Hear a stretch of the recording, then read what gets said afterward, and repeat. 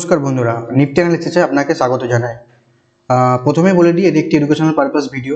তো যারা option trading এবং ইন্টারডে ট্রেডিং করো তারা অবশ্যই তাদের অ্যানালিসিস এবং তাদের সেটআপ অনুযায়ী ট্রেড করবেন।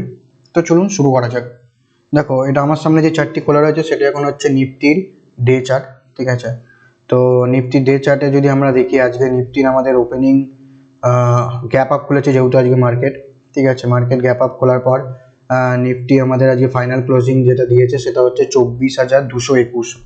আজকের ক্যান্ডেলের ওপেনিং আর ক্লোজিং যদি দেখি আমরা কাছাকাছিতেই করেছে, ঠিক আছে। ওপেনিং যদি দেখি আমরা, ক্যান্ডেলের ওপেনিং যেটা হয়েছে 24,253, হাই যেটা গেছে হচ্ছে 24,351, আর লো লাগিয়েছে হচ্ছে 24,221।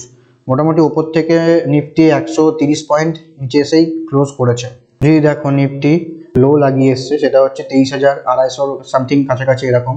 এখান থেকে মার্কেট এতদূর পৌঁছে গেছে, ঠিক আছে নিফটি। তো এখান থেকে যদি দেখো তোমরা, 950 পয়েন্ট 950 পয়েন্ট ওপরেই ক্লোজ করেছে, ঠিক আছে। 900 ওপরে 50 পয়েন্টের মুভ অলরেডি দিয়ে দিয়েছে। তো এখান থেকে একটা স্বাভাবিক একটা প্রফিট বুকিং হতে পারে, ঠিক আছে। যদি দেখো নিফটির বর্তমান যে রেজিস্ট্যান্স যেটা রয়েছে, যদি দেখি আমরা নিফটির বর্তমান যে রেজিস্ট্যান্স সেটা হচ্ছে 24,555, ঠিক আছে।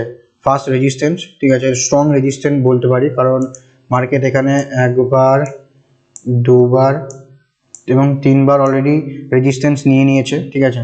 তো বর্তমানে এটা একটা রেজিস্ট্যান্স, ফার্স্ট রেজিস্ট্যান্স এবং স্ট্রং।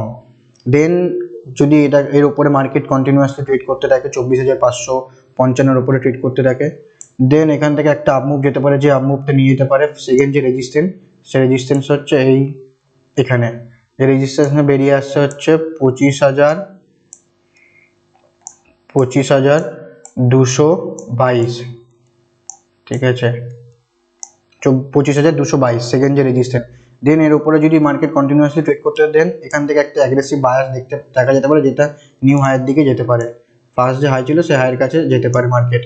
দেখো, নিফটিতে আপ মুভ তখনই দেখা যেতে পারে যখন মার্কেট 20,555 উপরে ট্রেড করতে ক্লোজিং, দেখো ক্লোজিং ইম্পর্টেন্ট নয়, ইম্পর্টেন্ট ক্লোজিং হওয়ার পরে দিন মার্কেট কি রিয়াকশন করছে। যদি মার্কেট 24,555 উপরে ক্লোজিং করে, দেন যদি মার্কেট এখানে সময় কনসোলিডেট করে, দেন আপসাইড যদি ব্রেক, উপর সাইড যদি ব্রেক করে, দেন একটা পসিবল থাকে যেটা ফার্স্ট সেকেন্ড যে রেজিস্ট্যান্স, সেই রেজিস্ট্যান্সের অবধি যেতে পারে। যদি আমরা নিফটির সাপোর্টটা দেখি, সেই সাপোর্টটা হচ্ছে 23,888।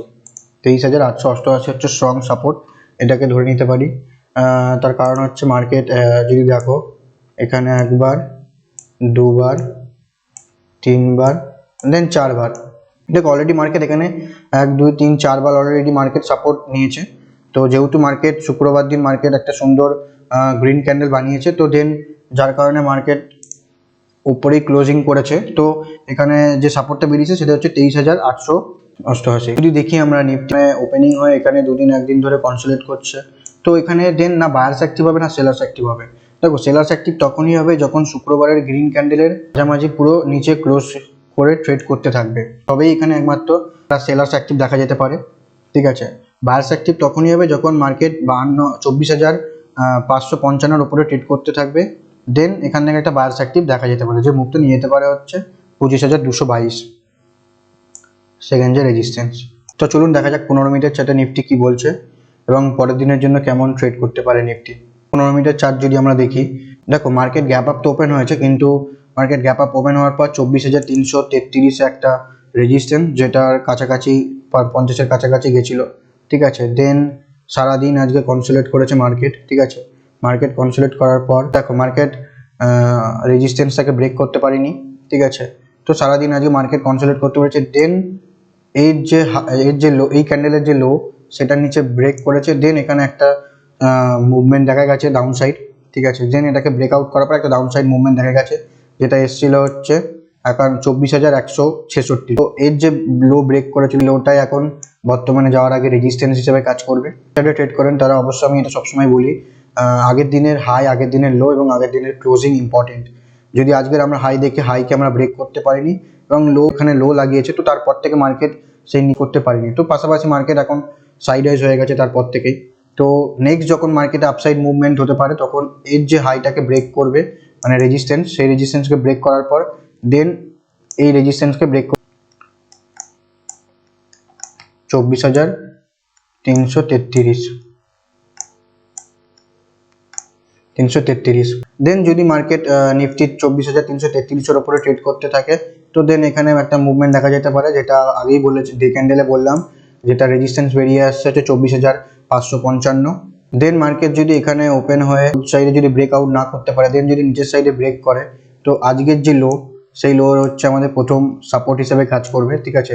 দেন এটাকে যদি ব্রেক করে, দেন একটা মার্কেটে মুভমেন্ট দেখা যেতে পারে ডাউন সাইড, যেটা নিয়ে যাবে হচ্ছে আগের দিনের ক্লোজিং অবধি।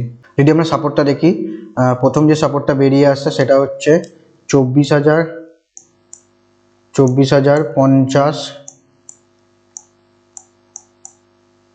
দেন সেকেন্ড যে সাপোর্টটা বেরিয়ে আসছে সেটা হচ্ছে 23,933। দেন যে সাপোর্টটা বেরিয়ে আসবে সেটা হচ্ছে 23,888। আর যদি ওপর সাইডে ব্রেক করে, তো দেন ওপর সাইডের জন্য যে রেজিস্ট্যান্স সেটা হচ্ছে 24,333। যদি ওপর সাইডে ব্রেক করে মার্কেট, তো তার জন্য প্রথম যে রেজিস্ট্যান্স সেটা বেরিয়ে আসে সেটা হচ্ছে 24,333, এবং সেকেন্ড যে রেজিস্ট্যান্স বেরিয়ে আসছে সেটা হচ্ছে 24,422। আর সে থার্ড যে রেজিস্ট্যান্স বেরিয়ে আসে সেটা হচ্ছে 24,555। মার্কেট এই রেজিস্ট্যান্সে মুভ দেখা যেতে পারে। দেখুন, মার্কেট ওপেন হওয়ার পর মার্কেটকে ঠিক করতে দিন, মার্কেট কোন দিকে যেতে চাইছে। জোর জবরদস্তি করে যদি আপনি ট্রেড করতে চান, তাহলে আপনি নিজেই ট্র্যাপ হতে পারেন, ঠিক আছে। যদি দেখুন মার্কেট এখানে ওপেন হয়, গ্যাপ ডাউন ওপেন হলো, গ্যাপ ডাউন ওপেন হওয়ার পর যদি মার্কেট নিচের সাইডে ক্লোজ ব্রেক করে, তো দেন যে সাপোর্টগুলো বললাম সেই সাপোর্ট অব্দি মুভ দিতে পারে, যেটা হচ্ছে 24,050, 23,933 এবং 23,888 এই অবধি আসতে পারে। যদি মার্কেট এই পজিশনে ওপেন হয়, গ্যাপ আপ ওপেন হয়, দেন গ্যাপ আপ ওপেন হওয়ার পর যদি এই কালকের যে হাই ছিল সেই হাইকে যদি ব্রেক করে, দেন যে রেজিস্ট্যান্সগুলো বললাম সেই রেজিস্ট্যান্স অব্দি মুভ দিতে পারে। দেখুন, মার্কেট ওপেন হওয়ার পর মার্কেটের প্রথম 5-10-15 মিনিট সময় দিন, মার্কেট কি করতে চাইছে আগে দেখুন। দেন সেই অনুযায়ী যদি কোনো সাপোর্ট বা রেজিস্ট্যান্সকে কোনো যদি ব্রেক করে, দেন সেই হিসেবে ট্রেড করতে থাকুন। যদি ভিডিওটি ভালো লেগে থাকে তবে একটি লাইক এবং সাবস্ক্রাইব করে দেবেন। তো দেখা হচ্ছে পরের ভিডিওতে। ভালো থাকবেন, সুস্থ থাকবেন।